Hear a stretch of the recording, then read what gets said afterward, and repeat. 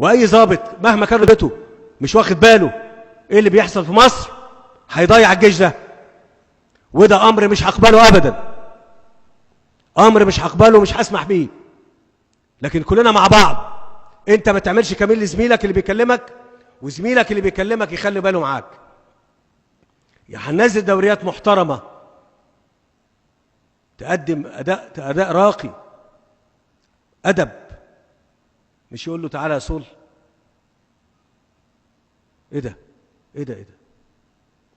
اللي نكوناش هننزل درجات في التعامل مع ضباطنا وضباط الصف بتوعنا وعساكرنا بما يليق، نوقف دي افضل، نوقف دي افضل.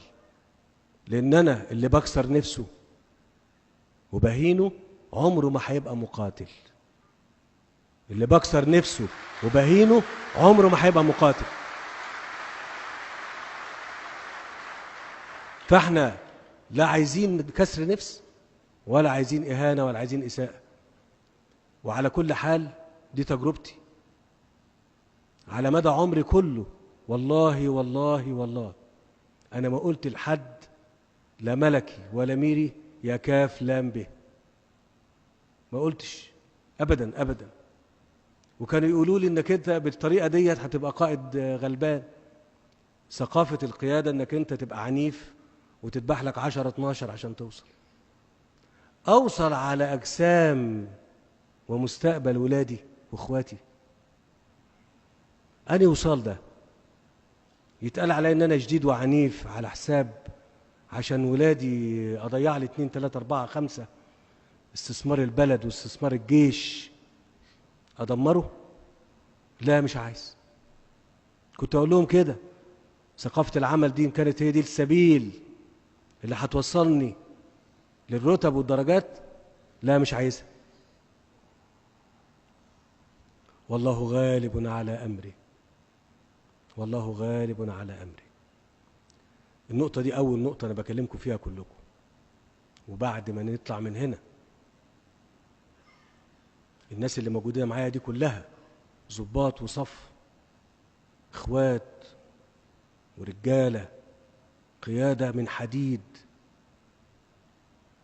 وحده من حديد، اراده من حديد، انضباط كمان من حديد، انضباط كمان من حديد. اتعاجب بنفسك يا ضابط يا صغير ويا حصول ويا جندي يا متطوع ويا صانع يا ممتاز. اتعاجب بنفسك. انا عايزك تتعاجب بنفسك، عايزك تبقى ماشي رافع راسك فوق. انا بتكلم بجد. واي حد فينا مش عايز كده لازم يراجع نفسه. لو قائد كتيبه ولا قائد لواء ولا مدير مركز ولا مدير اداره ولا رئيس فرع ولا اي حاجه مش عايز ضباطه وصف ضباطه وعساكره يمشي كده، لازم يراجع نفسه. ده خلل، ده خلل في حضرتك انك انت عايز اللي قدامك يمشي مطقطق.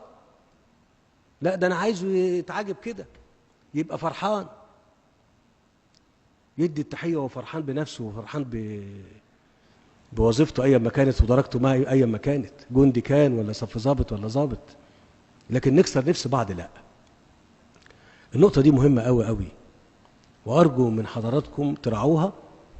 والكلام واضح، ان ما كناش هنقدر، قائد الجيش، قائد الفرقه، قائد اللواء هيطلع دوريه. انتقي يا اخي. انا عارف ان اللي ممكن يطلع الدوريه دي وراجل بيلتزم بلياقه وانضباط وادب عالي وذوق عالي فلان، يبقى المجموعه دي بس اللي تطلع، والتاني ده بيخرج عن السياق. بلاش، ما عنديش، بلاش خالص. بس على الجانب الاخر من الباقي، انت كمان الناس في الشارع بتشوفك، بلاش يشوفونا شكلنا وحش.